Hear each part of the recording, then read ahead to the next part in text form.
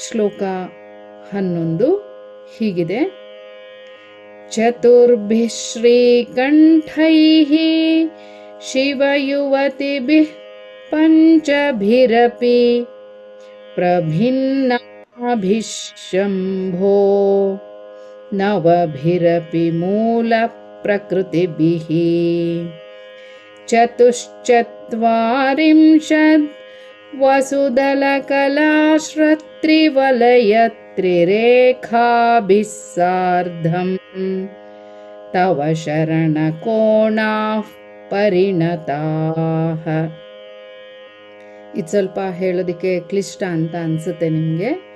ನಿಧಾನಕ್ಕೆ ಅಕ್ಷರಗಳನ್ನ ಬಿಡಿಸಿ ಪ್ರಾಕ್ಟೀಸ್ ಮಾಡಿ, ಈಸಿ ಆಗತ್ತೆ.